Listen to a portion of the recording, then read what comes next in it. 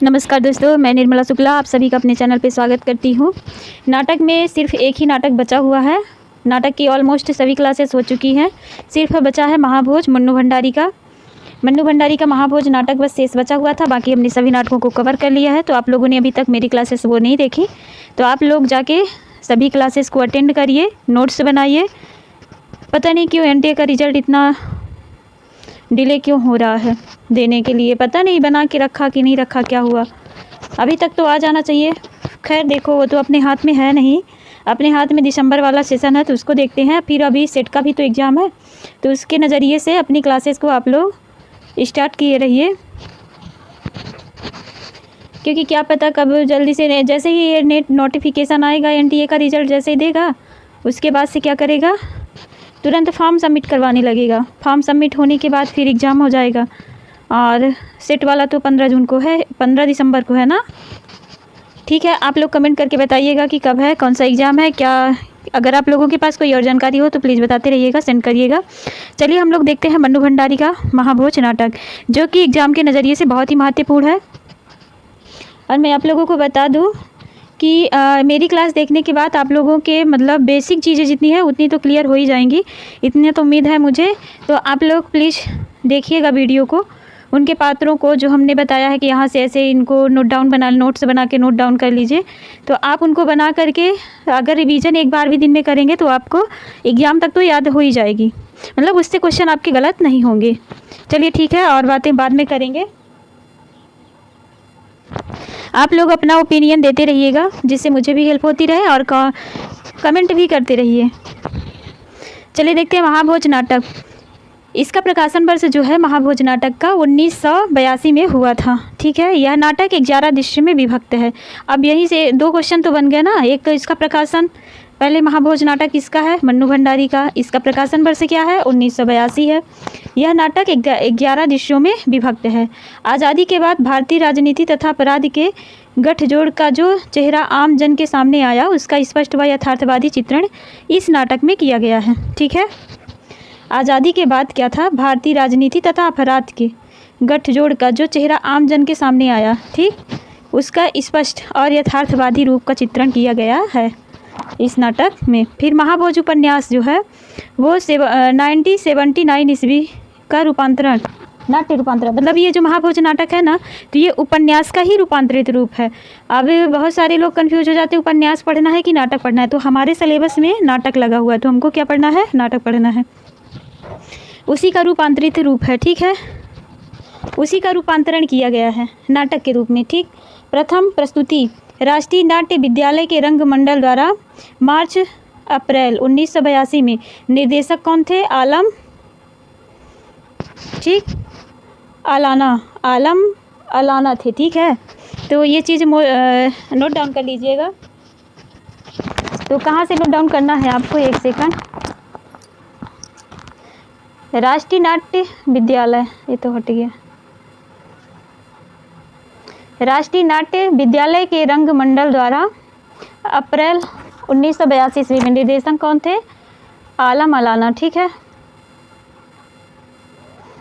इसके बाद हम देखते हैं मुख्य पात्र को। तो दादा साहब मुख्यमंत्री हैं। बातों और ऊपरी व्यवहार आदर्शवादी परंतु व्यवहार ठीक उलट है। आदर्शवादी और मतलब दिखाया तो जाता है बातों और ऊपरी व्यवहार में आदर्शवादी है, लेकिन व्यवहार इनका जो है ठीक इसके उलट है, मतलब विपरीत है।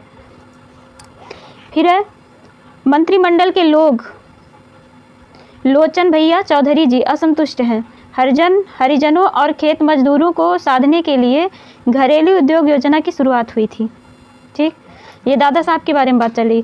बिशु की मौत को पहले आत्महत्या फिर बिंदा द्वारा हत्या घोषित करते हैं, बिंदा द्वारा। ठीक है ना, ये सारी चीज़ें याद कर लीजिएगा, मतलब 3-4 बार आप लोग सुनेंगे या तो पढ़ेंगे अपने से ही तो आप लोगों को याद हो जाएंगे कि किसमें क्या था। ठीक, हीरा के हाथों घरेलू उद्योग योजना का उद्घाटन तथा आगजनी से पीड़ित हो 5-5 हज़ार रुपये का वितरण होता है। कितने हज़ार रुपये का वितरण होता है,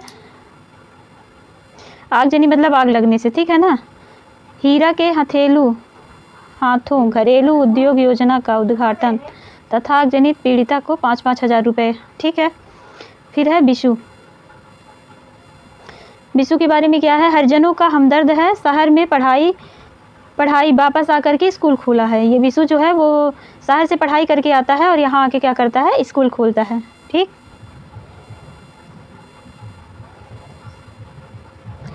स्कूल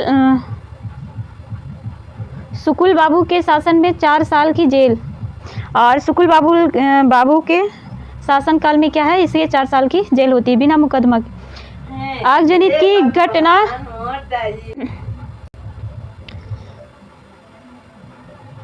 जोरावर ने हिटहरी गांव के, अब ये याद रखिएगा कौन से गांव की बात कर रहा है, ठीक है ना। जोरावर ने, रख दो कहीं पे, टिटहरी गांव, ठीक है ना। टिटहरी गांव के बंसी और बिहारी से पुतन की दुकान पर चाय में जहर पिलवा करके हत्या करवाई थी। ठीक, याद रखिएगा ये लाइन।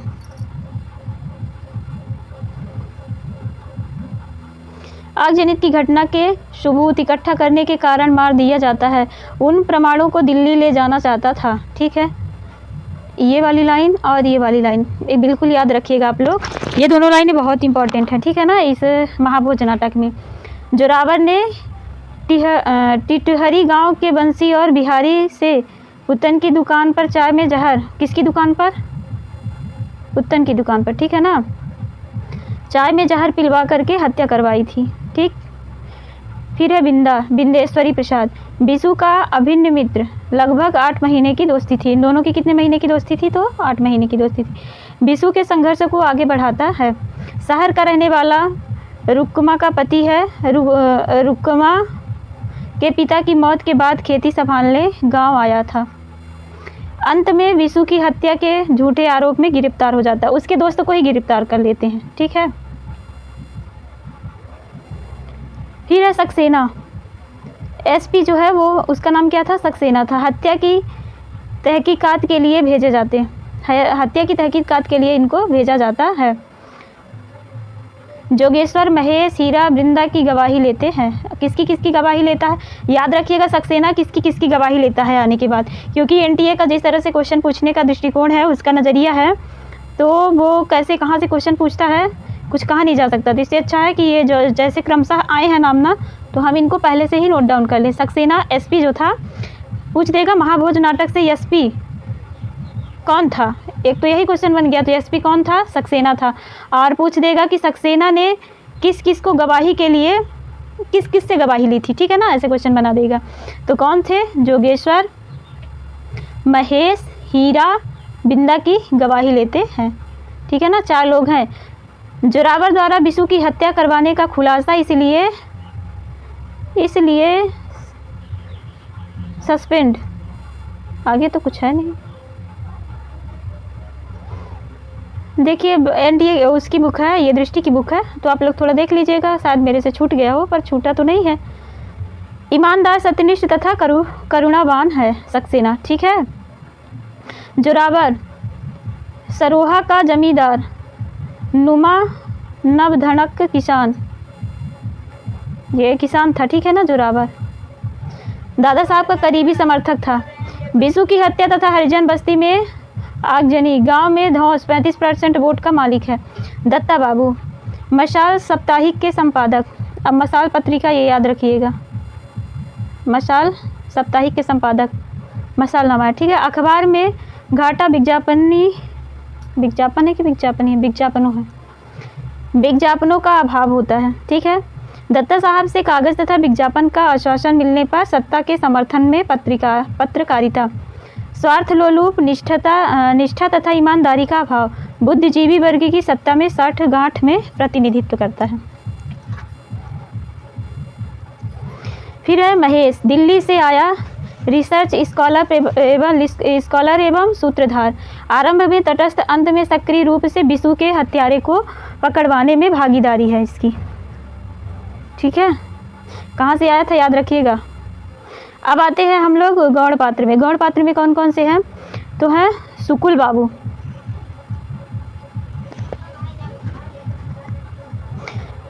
भूतपूर्व मुख्यमंत्री, विरोधी पार्टी के नेता। ठीक है, करिश्माई वक्ता बिशु की मौत पर प्रदर्शन रैली सरोहा से उम्मीदवार। सरोहा से कौन था? ये उम्मीदवार था। ठीक है,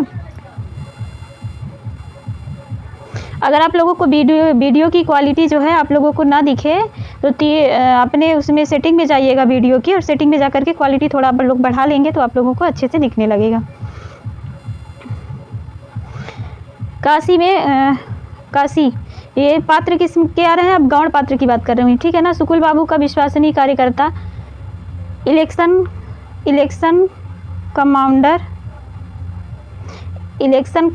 कमांडर जो है कौन है? काशी। जोगेश्वर साहू को चुनाव लड़ने के लिए तैयार करता है। फिर है अप्पा साहब, सत्तारूढ़ी पार्टी के अध्यक्ष लखन को चुनाव में खड़ा करने के कारण दादा साहब से नाखुश थे। फिर है पांडे जी, दादा साहब के निजी सचिव। फिर लखन दादा साहब का विश्वास पात्र था। सरोहा चुनाव के लिए प्रत्याशी। जमुना, फिर कौन है? जमुना बहन, दादा साहब की पत्नी। फिर है सिन्हा, DIG। बिशु की आत्महत्या, बाली रिपोर्ट तैयार करवाते हैं। भवानी, अब इसमें देखिएगा स्त्री पात्र हमको 2 ही दिखी है, जमुना दिखी है, अभी भवानी दिख रही। भवानी कौन है? मसाल का सहायक संपादक। भवानी भी जो है वो स्त्री पात्र नहीं है, ठीक है। जमुना बहन है दादा साहब की पत्नी, अभी एक ही आई है। फिर है भवानी मसाल का सहायक संपादक। नरोत्तम ईमानदार प्रेस रिपोर्टर, सच्ची रिपोर्ट छापना चाहता है।